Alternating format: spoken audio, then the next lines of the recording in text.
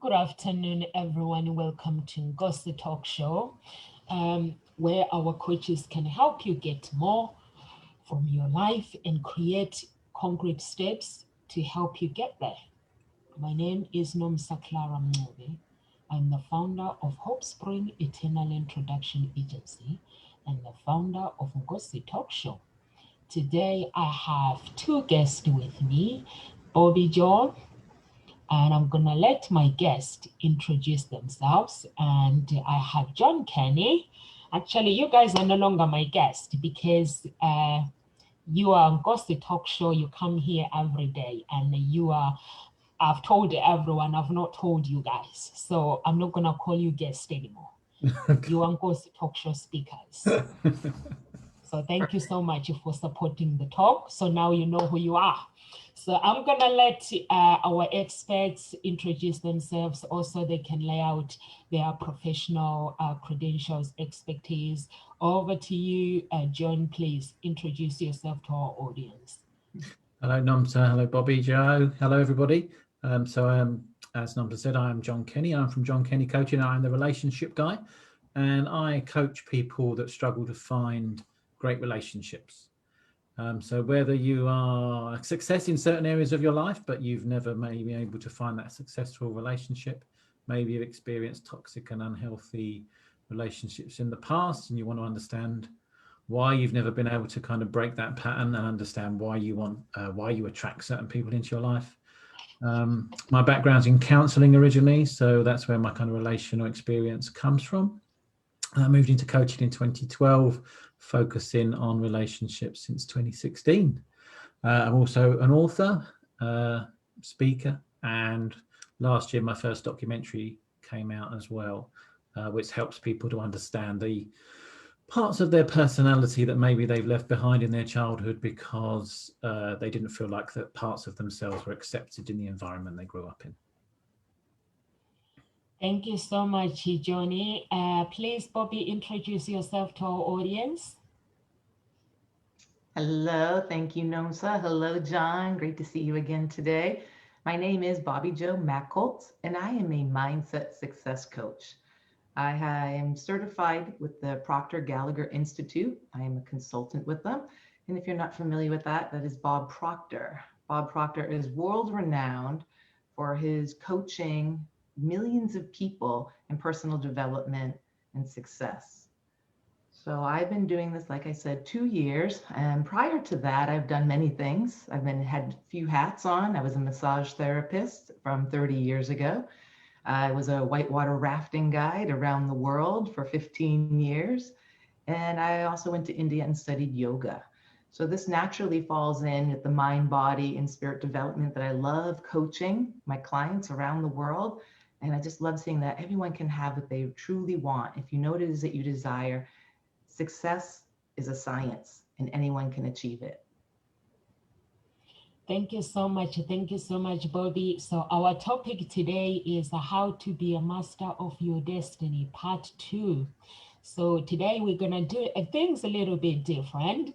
So Johnny, you can take the stage and just tell the audience what you're gonna do, what you're gonna be talking about, and over to you, please. Thank you very much, Nomsa. So as Nomsa said, it's about taking control of your own destiny.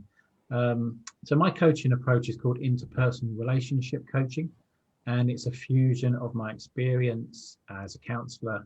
I'm also a qualified hypnotherapist and NLP practitioner. NLP means neuro-linguistic programming, and that covers the kind of self-identity that we have. So how we talk to ourselves, how we interpret language in order to help ourselves or hinder ourselves in our life. And I fused all of those together to form my approach into personal relationship coaching. And that's how I help people to work through their lives when we're doing our coaching together. The key principle behind interpersonal relationship coaching is called the bicycle effect. So when I was thinking of an easy way to kind of put into sort of graphic form a way of describing what I do, I came up with the bicycle effect. The reason it's called the bicycle effect, as you'll see in a moment, is because it looks like a bicycle. It turned out I just did a couple of little wheels to try and explain what the thing is that I was trying to talk about, and it just evolved into a bicycle. And I'm just going to share the diagram with you now, because it helps you to understand why you think, feel and do what you do, and where all the things come from that you might struggle with in your life, and also the things that you can help you use to help you move forward. So if I just share my screen here and just show you this slide. Okay, so you can see from this screen here that you've got the two wheels in place already.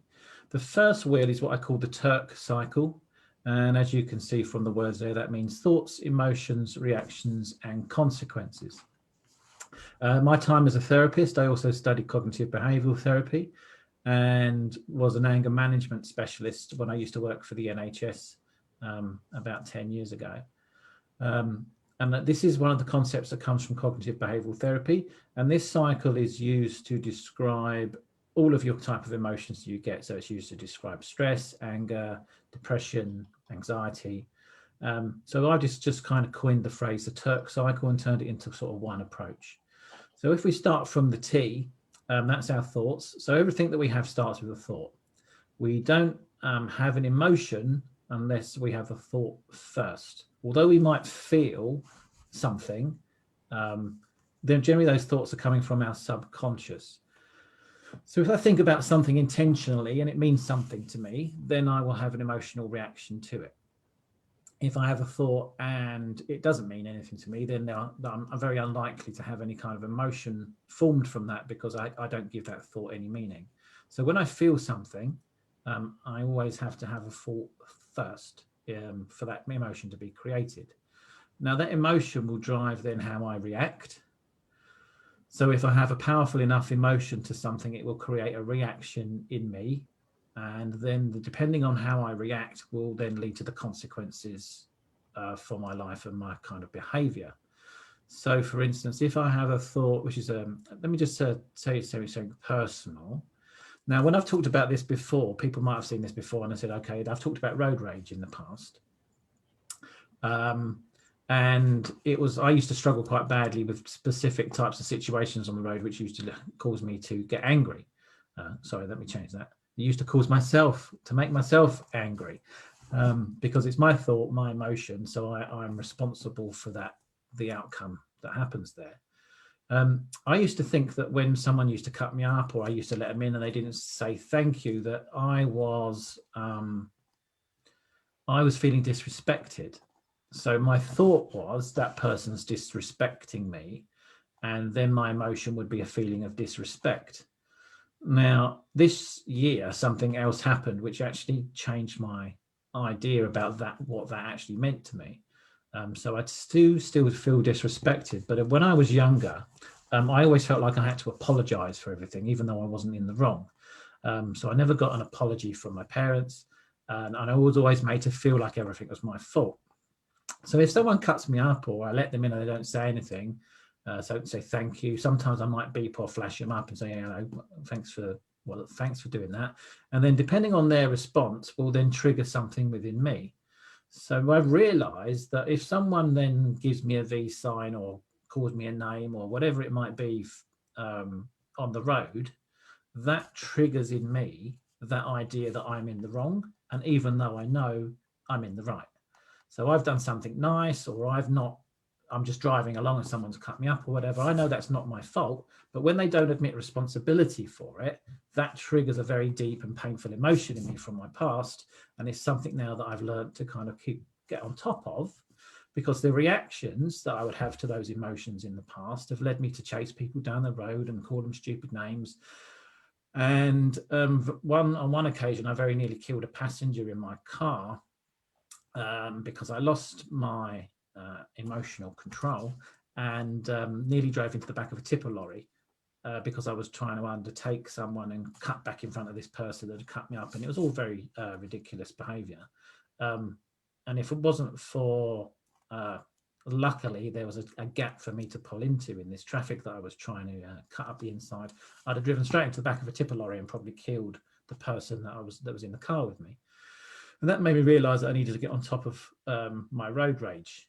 And I recognize now that it's all triggered from a specific thought. So if you can think for yourself times where you might have an emotional reaction to something, and then that leads you to maybe reacting in a way which is far too over the top for maybe what the circumstances are that you're in, and then think about the consequences that might bring you. It'll help you to understand what your own process is as you go through the Turk cycle. Now, this doesn't have to be a negative, this can be a positive. So you could also have a positive way of doing things. So you might have a natural thought which is positive, and that leads to a positive emotion. You then react in a positive way, and that gives you a positive consequence. So this isn't always negative, but it does explain the cycle that you might go around in when you get there. Because this is a cycle, it's a wheel, it goes around. So generally, once we've reached a consequence, so say again, it would be a negative consequence. The likelihood is that if I experience a negative consequence, I'm then going to have a more profound negative thought. Then that's going to exacerbate my negative emotions. Then my reactions are then going to escalate, and the consequences are likely to get worse. And this goes round and round and round and round until we recognize that we're doing it. And if it's a negative, then we need to be able to step off of this wheel and choose a different thought process. So now when I get my road rage, I challenge my thoughts. It doesn't matter what this person does. It doesn't matter whether they are in the wrong or not. What matters is that I'm okay, that this is just something that I need to move on from. And then that helps me to keep on top of my emotional reaction to the situation. So if I want to change my Turk cycle, then I have the ability to do that by going back to my thought processes and just being able to manage the thoughts that I'm having. Now, the meaning that I give to these thoughts would generally come from your back wheel. So this is what I call the 3 Ps: your past, your pain, and your perception.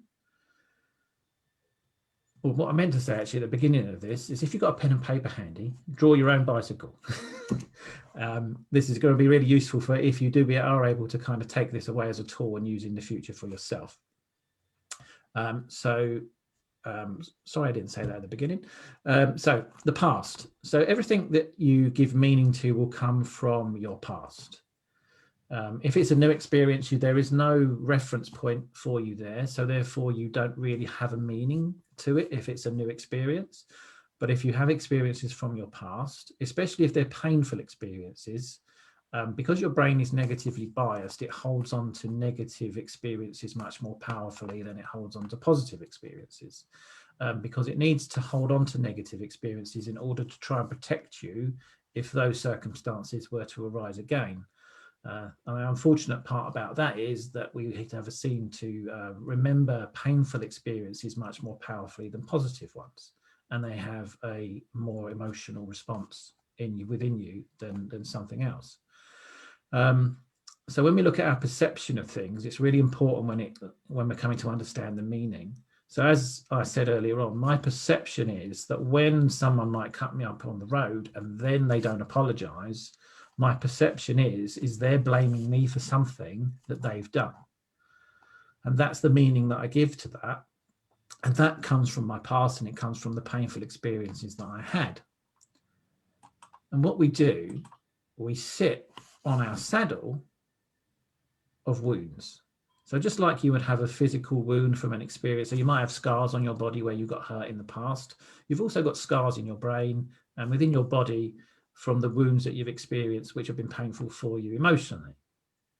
And we sit on these wounds because it's very unlikely that we know that they're there, and it's very unlikely that we address them unless they get to a specific point in our lives where we know that we can't continue doing the same sort of things anymore.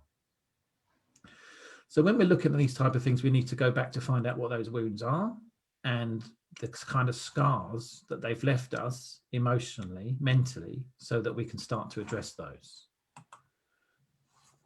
The part on the bicycle where we keep our water bottle is the part that we dip into on a very regular basis when we need to sustain something within us. And the thing that we have a tendency to need to sustain are our beliefs. Beliefs are probably the most powerful thing that you will ever have and hold on to, because beliefs are the only thing that will override your need to survive. So when people kill themselves, or when terrorists blow themselves up to kill other people, it's based on a belief. Now, you're born in survival mode, and the strongest thing that we experience as human beings is to stay alive. So if there is a belief that can override your survival, then you can see how powerful your beliefs actually can be. We generally hold on to one or two or three maybe core beliefs about ourselves, again, that we build up during our childhood years, and they go in very, very deeply because our brain is in theta waves, so which is a slower brain wave. So that means we absorb information very quickly and also very deeply. And also because we're in survival mode, our brain needs to remember certain experiences because we need to be able to survive. So if the negative experiences that you have as a child are negative, it's very likely that you're going to grow up with quite a lot of core negative beliefs, or at least one central core negative beliefs. And then that will then span out into many limiting beliefs. So there are exercises you can do to help you to understand that, because we all have a set of beliefs, and they can be positive or they can be negative. But if you've got limiting beliefs, so things that are holding you back in life, your beliefs are always being looking for evidence to be made true. So your belief is basically your truth. So you will always look for evidence that your belief is true. So my core belief used to be that I was never going to amount to anything. So whenever I was successful, so let's take, for instance, my athletics career. I used to run for Great Britain when I was in my late teens and my early 20s. But my core belief wouldn't allow me to be as successful as I could have been. So every time I got to a certain level of success, my brain would then say to me, yeah, but John, you're never going to amount to anything. And therefore, we need to find some evidence of that, because this is going far too well. And if there wasn't anything in front of me that I could see, I would actually do something which would make that belief true. So I would take my mind off of my training. I wasn't able to focus properly. I might go clubbing, start drinking, whatever it might be. Women were usually my kind of distraction. I'd go off and have a relationship which would distract me from my training. And therefore, I wouldn't allow myself to really be the athlete that I could have been. So understanding my core belief was then able to help me to shake my self-sabotaging behavior. Because if I don't do this, then I will always drive off in the same direction. Because I'm always going to be looking for the same result. We can change this by understanding our past, by understanding the perceptions and the beliefs that we've got, and then we can address the Turk cycle when things start to manifest that we don't really want to happen. It's not on this diagram because it was a late addition, but also when we talk about change, we can have some resistance to change, and that's the brakes on your bicycle. When we're trying to change, our brain is going to be kind of confused because it's always done things a certain way. And if we try and change what we're doing, it can make us feel very uncomfortable. And that's when your resistance to change might kick in. Your brain tries to keep you safe, so it's built a lot of these things around itself in order to try and keep you safe, but safe isn't good. Safe is just keeping you stuck in the same space. So when you are trying to change things, you can experience some resistance, and that's when you're putting your brakes on your bike. So what we need to understand is that when we're starting to feel uncomfortable with change, we might be taking a few steps backwards. We might start self-sabotaging, or we might not be following through with the things that we could do in order to live the life that we want. We just need to check in with ourselves and say, okay, I understand that you're finding this difficult to change, but actually I know moving forward that this is the best place for me to be. This is going to be my new safe space, and you don't need to keep me protected like you've done all of my life, but actually keeping me stuck in the same type of routines. So that's the bicycle effect. There's lots of analogies. So if you can think about the times when your bicycle, maybe you've got a flat tire, maybe you've kind of fallen off your bike, imagine what it would be like to be able to ride your bike with no hands, that it's just a natural and normal thing for you to be able to do, and you're completely in control of your own life. If you follow this and understand yourself at a much deeper level, then you can start to put things into place which will help you to be able to do that. And you can ride your bicycle with the wind in your hair, blowing on your face, feeling free, and remove the shackles of the wobbly bits that you may have struggled with in the past. Thank you very much. That's the bicycle effect. If anybody would like to know more details about this, then Nomsa will be able to give you details of how to contact me, and we can talk about that in more detail. Let me just stop my screen share.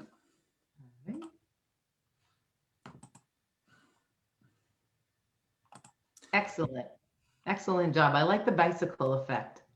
Thank you very much. Thank yes. you. I was taking some notes. Yeah, I think if everybody can figure out what their own bicycle is, it's really helpful to be able to kind of understand your own processes and where things come from. And I like to think that if you can understand where things come from, they're much, much easier for you to be able to work on. Is there any questions from anybody? Thank you so much, John. I think I'm going to have to go back and watch the video again, because today I was listening to this audio, so it made me, so I got similar experience, and there's a decision that I need to make. So you are telling me, and when you are speaking, I picked up that I need to think about the consequences with this decision that I need to take.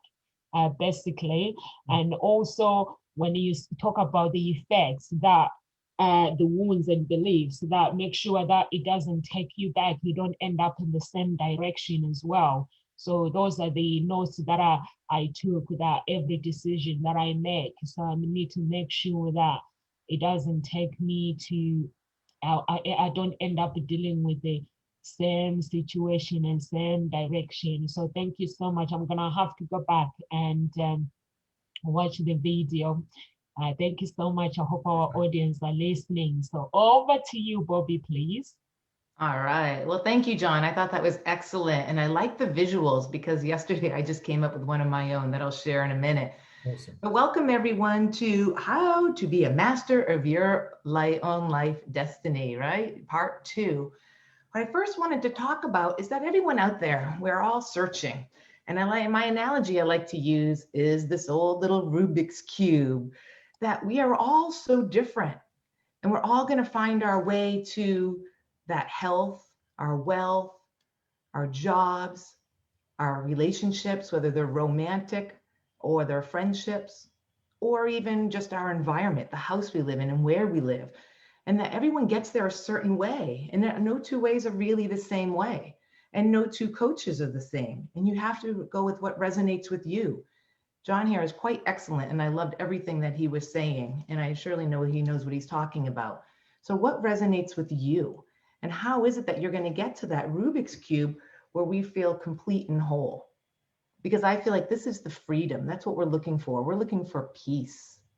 You know, you say, no, maybe I want money. But it's what money can buy is what you really want. It's not, it's a time with our friends. It's what we could do with the money, the vacations. So I don't think it's necessarily always money. I really think it's that peace of mind and that peace of heart, and that we want this freedom. So as I said before, my name is Bobby Jo Mackoltz, and I'm a mindset success coach. And what does that mean? It means that you have everything in you to change your life. Everything. You can drastically change your life like this overnight and make quantum leaps. You just need the tools, because the only thing that's holding you back is you and your mind. And this is what I like to coach, is that nothing in your life is going to change. Nothing. Nothing on the outside, your circumstances. Nothing changes until you change the inside, your mind, your conditioning, the way you look at things. Like John said, there's perceptions, there's beliefs. But how do you know this? It's by you studying you. So as I said before, I am a certified Proctor Gallagher consultant. And what that means is that I facilitate a program that's called Thinking into Results. This is a highly focused and highly organized material. Because how is it that people change? You've been thinking the same way for so long. When you have the same thoughts, you're going to have the same results. So how do people change? Think about that. How do we change? There's two ways that people change. One, there's an emotional impact that's so strong that you change your life forever. And as you know, over here in the States, that could be something like 9/11, or maybe you've been, have a terminal illness and you're like, I'm really going to change. And the other way is that you're going to change by the repetition, that you're the one that's going to take control of your mind, like you're riding a horse, is like, use this analogy. I think I said it last week. That when you go riding on horses on like a trail ride, that horse for 20 years has been taking the same path forever. He comes out of the stables and he takes a right on a path. We get up in the morning, we brush our teeth, we make lunch, we get the kids, we drive to work the same way or take the train. Same thing. And the minute that you try to change the way you're thinking, it gets uncomfortable. And then that's where the growth is. So like yesterday is that I'm going to use a house, and that our house is the mind. And thinking into results, we have 12 lessons that we go over. So as you go into the house, you have to make a committed decision that you want to change your life. You got to make that decision because it's all about you. No one can do it for you. You have everything in you right now to change your life, but it's your choice. It's your decision. So as you're walking up those stairs, what's the decision? You going to do it? And on the first floor, we have the first 4 lessons. And on the second floor, there's the next 4. And then you have the third floor. So you have all 12 lessons. And then there's the attic. And I like to think of the attic as that subconscious mind. We have stuff stored up there that we didn't even know we had anymore. We thought we threw that out years ago. That's where we put our Christmas stuff and Thanksgiving or Easter, depending what state you're in or country you're in. So you have this huge house and you got to go in and do up the mental house cleaning. So are you making a committed decision to you that you want to change your life once and for all and get off that hamster wheel? Because you have all the tools within you. You just need to focus and have that repetition and have someone steer you down that path. So the very first room that we go into in the Proctor Gallagher Institute Consultant when we coach Thinking into Results is about goals. And you spend 1 week on goals. And this is where your beliefs are. And we ask you, where did that belief come from? And we really ask you hard questions that make you think. And you answer those questions every day for a week straight, the same questions. And we say, is there sound reason why you even have that belief? Money doesn't grow on trees. Why do you even have that belief? Who said that? Your grandfather? And what was his situation? So we work on all this. And that first room is goal setting. The second room, it's that knowing and doing gap. We know to do better, but we don't. The third room would be that infinite mind and that we are so much more powerful than you ever give yourself credit for. But like I said, you keep having the same thoughts. What do they say, John? Maybe 70,000 thoughts a day? And 90% of those are the same thoughts you had yesterday. So no wonder why. And when you go into that fourth room, we talk to you and we teach you about the subconscious mind and the conscious mind and how they operate. And that's neuroplasticity. That consciously we think we're thinking, but we're not thinking. Mental activity about what you're having for lunch and what you need to do today is not thinking at all. We operate 96% of the time by our subconscious mind. And that's where the paradigm lives. So the paradigm, this is your habits, your beliefs, and your behaviors. This is what's grounded in you. And I said this last week, from 0 to 7 years old, you do not have a conscious mind. So everything that's going into your mind, all your beliefs are from the people around you. And this is why you find people 4th and 5th generation are on welfare, because it's a cultural paradigm, a habitual paradigm. So in this house that I like to talk about, I say the hallways and the stairs, that's where the paradigms are. And you only can work on one paradigm at a time. And how do you do that? You have to override it with the repetition. So if you think you're not worthy, underlying like that, the beliefs, if you don't feel you're worthy of making 100,000, or maybe you're making 100,000 and you've never been able to bust that, it's not because you're not worth it. You are the only thing that is holding you back, because somewhere deep down there is that limiting belief that you're not worthy of more. Because let me tell you, if someone else is making it, right? Look through those dirty windows and that's your neighbor's doing it. The only reason why your neighbor has it and you don't is because they learn to fertilize their mind. They learn to think about what it is they want. So when we go through those four chapters in a month's time and you start to go up the stairs, you can't make it from the first floor and just jump magically like Matrix up to the top. You can take like maybe 4 or 5 stairs at a time, get a running jump, and you can make quantum leaps in your life. But you still got to do the work and work on you. And up on that second floor, we have 5, 6, 7, and 8. And what do we talk about on that floor? This is where we get into, why are you reacting to what's around you? You're looking at your bank statement every day and you're being reactive. So I didn't do a PowerPoint today, but I'm going to bring in this little thing that at the top, you're looking at your results. You're looking at your results, and your results give you your thinking, and your thinking gives you your feelings, and that gives you your actions. So I'm going to talk about this for a moment because of COVID. And a lot of my clients have seen such huge success in COVID. And I'll use one of my friends an example here. Her name is Dawn, and she owns a little small gift shop. And in April, they told her she had to close that doors down. What is she going to do? She's had this shop for 10 years. Well, everyone else says, well, COVID, we got to close. She knew.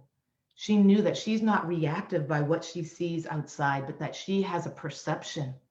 She has an imagination. She has reasoning, so she can think differently. She has the right to think the way she wants, and she has the will to hold that focus. So every day she got up, she did not look at the results. What she did is that she looked at to thinking. She thought her way. That gave her her feelings, that gave her her actions, that gave her results. And what that is that she thought, what can I do? I'm going to use my imagination. And what can I do that's different? Obviously, I'm in different times. So she started doing free delivery Tuesdays. And then she started thinking, what else can I do? And she's like, I can do online orders. So every morning she would get up and she wouldn't look at the bank account and she wouldn't let the physical reality be her reality. She thought, I am more powerful, like Bobby Joe taught me. I'm going to use my imagination. I'm going to use the will. And she said she would sit in her hot tub every morning and she would just stare at the wall and she would visualize the life that she wanted to create that day. I'm going to go in and there's going to be 10 orders online today. And guess what? In these last 6 months, she has increased her sales better than the last 10 years. She's had a better month each year, better July than the past 10 years, a better August than the last 10 years, a better September. Now that is what we call thinking into results. That is taking your circumstances and not letting them define you by not looking at your results. Maybe you're overweight. This course is taught in over 100 countries around the world. And there are numerous cases out there where people have lost weight by not even working out or changing their diet. Why? Because you're looking in the mirror and what are you saying? I'm big, I'm bold, I'm beautiful, I'm a badass. Or are you going, oh, I got a little fat there. Oh, look at that over there. What's this? Why do we do that to ourselves? So you never lose weight because your body is just an instrument of your mind. This magnificent mind is so more powerful than you will ever know. And so the body is listening. Oh, I guess I am a little fat. I guess I am a little chubby. But if you start looking in the mirror and you say you're strong and you start feeling gratitude for your body and the health that you're in, that puts you in this vibration and that starts setting things in a different course. So room 5, lesson 5 is all about not being reactive by what you see, hear, smell, taste, and touch and using our mental faculties. And this is what should be coached in schools. Can you imagine? Little kid tells you you're fat or you're ugly and you're like, that's your perception. My perception is I'm awesome. Just like John talked about, perception is big. So as we move into the 6th room, right, that's your self-image. We can never outperform our self-image. And what that means is that it's not who we think we are, it's who we think we're not. Right, I could say that about me in coaching. that, oh, I'm not good enough. I'm not Mike Dooley. I'm not, Bob Proctor. I'm not this. I'm not good enough. It's who I think I'm not that is holding me back. So find your greatness. But it all comes with that goal back on the first floor. What is it you want? You have to have that burning desire. And it takes a long time. I find my clients change their goals because they first come in and that's the first week and they're telling you what you think you want to hear. Or it's, like a lot of my clients have been in the military. And so they have a structure of the way they've been thinking and they forgot to use that imagination back in room 5. So lesson 6, we spend a long time on because you've got to really work on that self-image and who you are. And you create that person and you write that person out. And that's the repetition. And take good notes here because these are tools. If you got up every day and wrote out for 20 minutes your life the way you wanted it to be instead of the reality of what it is, your life would change. I just saved you $1,000. There you go. So then we move on to lesson 7, a terror barrier, what holds us back, and it's the way we think and our conditioning. Lesson 8 is praxis, the 8th floor. Praxis, I didn't even know what that word meant. It's our beliefs with our behaviors. And if you're not in sync with yourself and really resonating, it's not going to work. And then we come back out and we got to go back up through the paradigms and work through ourselves as we come up to the top floor. And these are the last of the lessons that I coach you. And this is the magic word, the attitude. More than just a, hey, it's a positive attitude. How do you show up daily? Are you being 1% better? The next room is about how you become an effective leader. By being the greatest leader is not getting other people to think you're great. It's getting people to believe in themselves. And again, this is another lesson that all my clients have said, I thought I knew about leadership. I coached leadership in my business. And every day they studied themselves and they learned a little bit more every day. Lesson in room 11 is leaving everybody with the impression of increase. I said it last week. Professionals create, amateurs compete. If you're competing, you're feeling like there is a lack and there's not abundance. And let me tell you, there is money being made around the world every day. There is enough for everybody. 1% of the population is making 96% of the money. And the 96% of us, we're only making 1% of that money. There's enough to go around. Change your thinking, change your paradigms, change your life. And then the last chapter we go over is just masterminding, that we are all energy and getting together with your friends. Every great leader out there, they have all had masterminds. They've all had coaches and mentors. And they all have agreed on only one thing. If you go through all the leaders in the world, around the world for centuries, they only agree on one thing. What you think about, you become. So what are you thinking about? But then you have that attic. And like I said, that attic up there, there's things there that you're like, whoa, I didn't even know that was there. But you could react. Maybe something happens and someone does something and it triggers you and you might react, but you have learned, because back on the second floor, you learned, I know how to take over my mental faculties. I know I can do this. I'm not going to react to that comment. I can reason. That's a perception. I have my imagination. I can grow. I can be. I think I said this last week too, because imagination is where it all starts, but we forget to do it as kids because look right now, this video, Facebook, the cameras, the Rubik's Cubes, your cups, our phones. These were all someone's imagination once, so be free. It's one thing to follow, to reinvent the wheel, but then there's another to listen to your own authentic self because you are your own thumbprint. You are your own snowflake. We are all so different. And I believe that we all want to serve and give value. So you have everything you need in this house. It's your house. You just need to go in and do the mental house cleaning. But the question is, do you want the keys? Do you have that desire that once and for all, you want to get off that wheel and just create your life? Because I promise you, if someone else is doing it, you can too. And there's no buts. Oh, Bobby Joe, but that. Or Bobby Joe, but no, there's not. My famous quote that I love to say, and everyone knows it who knows me, if it is important, you will find a way. And if it's not, you'll find an excuse. So look in the mirror and own you. And are you going to wait another year to go by? I don't know, John and I, we're coaches, we're mentors, we're here to help, we're here to serve, we're here to help your life, but only you can help you. And yes, we charge money, but you know why? Because we want to help you.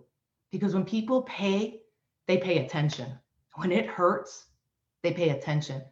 And I'm sure likewise with John, as my clients, every one of them, their mouths dropped, but in the end, they said they would have paid 10 times more the value they got out of it. But it's about you making that committed decision and making the jump to change your life once and for all. Because if you don't get if you're comfortable, if you, that's why I didn't say that right. If you don't get uncomfortable, there's going to be no growth. So you made to make that committed decision. Do you want the keys to the house? Do you want the keys to that mental freedom? Get out of that prison. Get off that wheel of just going around. Study you, know you. But this is the thing. We can't do it for you. We're just here to help you, to hold your hand, because we believe in you. But you got to believe in yourself, and you got to take the committed decision and do the actions that we say. You just don't pay us, and then it's just going to work it out. Oh, and that didn't work. No, it does work. You just didn't do. There's a great quote out there, John. I should send it to you. If you haven't succeeded the first time, then try doing what the coach told you to do the first time. You know, if you haven't succeeded, try doing what the coach told you to do the first time. And that's it. I just want to make sure in my notes here that it's all about you. It's all about your freedom, your happiness. You want to make more money. You want to have a better relationship. You want more time. You can have it all.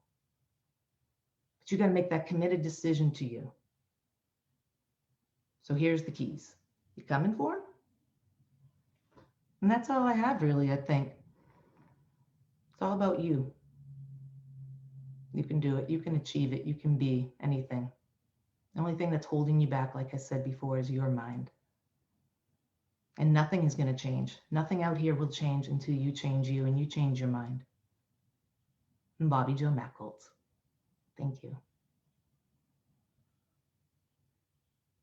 You're on mute.